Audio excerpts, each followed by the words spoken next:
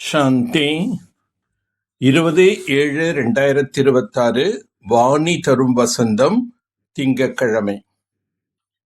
இனிமையான குழந்தைகளே, யாசிப்பவரிலிருந்து இளவரசன் ஆவதற்கான ஆதாரம் தூய்மையாகும். தூய்மை ஆகுவதன் மூலம்தான் தூய உலகத்தின் ராஜ்யத்தை பெற முடியும். நீங்கள் இந்த ஆன்மீக பள்ளியில் நான் ஷரீரம் அல்ல, ஆத்மா என்ற பாடத்தை தினம்தோறும் படிக்கின்றீர்கள். ஆத்மாபிமானியாக ஆகுவதன் மூலம்தான் நீங்கள் மனிதர்களிலிருந்து தேவதையாக, நரனிலிருந்து நாராயணராக ஆக முடியும்.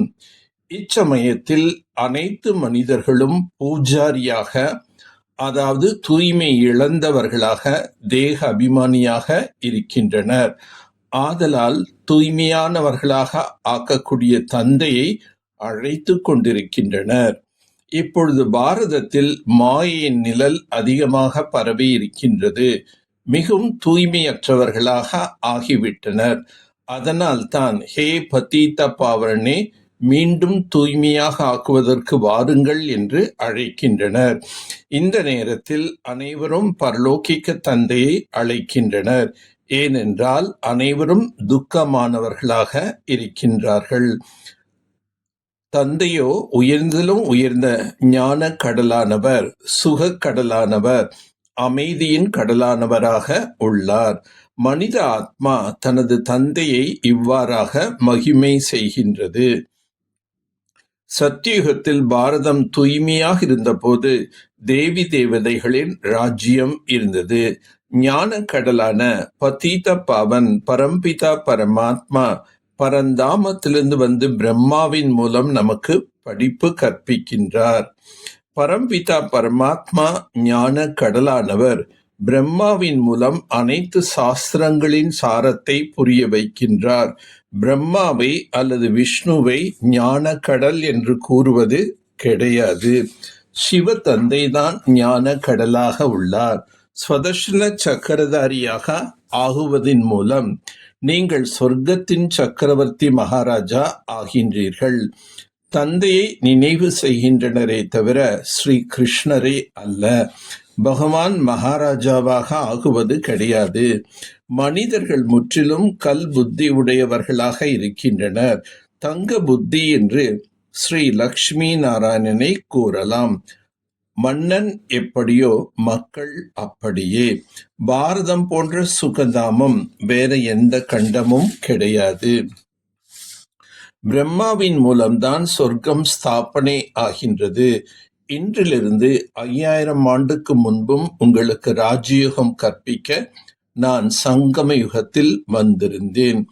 ஸ்ரீ கிருஷ்ணர் அசுத்தமான உலகத்தில் வர முடியாது. மனிதர்கள் மனிதர்களுக்கு சத்கதி கொடுக்க முடியாது. ஆத்மாவில்தான் கரைகள் படிந்திருக்கின்றது.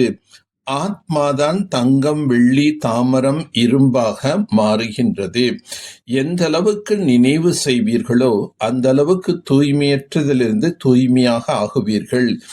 இதில் தான் உழைப்பு இருக்கின்றது. என்னை நிரந்தரமாக நினைவு செய்யுங்கள் என்று தந்தை கூறுகின்றார்.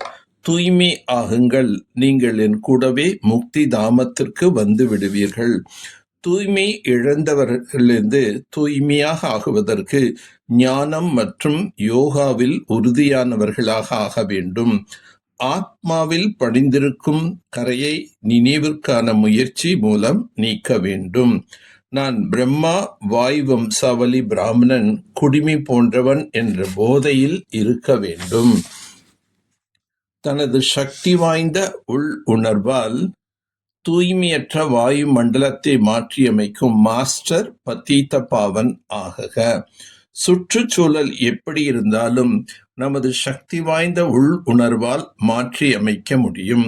வாயு மண்டலம் விகாரமாக இருந்தாலும் தனது உள் உணர்வு விகாரமற்ற நிலையில் இருக்க வேண்டும்.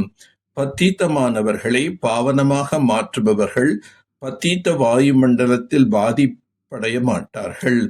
மாஸ்டர் பதீத பாவனியாக மாறி தனது சக்தி வாய்ந்த உள் உணர்வால் தூய்மையற்ற பலகீனமான வாயு மண்டலத்தை அகற்றுங்கள். அதை பற்றி வர்ணனை செய்து வாயு மண்டலத்தை உருவாக்காதீர்கள். பலகீனமான மற்றும் பத்தித்தமான வாயு மண்டலத்தை பற்றி வர்ணனை செய்வதும் பாவமே ஆகும். இப்பொழுது மண்ணில் பரமாத்மாவின் அறிமுகம் என்ற விதைகளை விதைக்க வேண்டும்.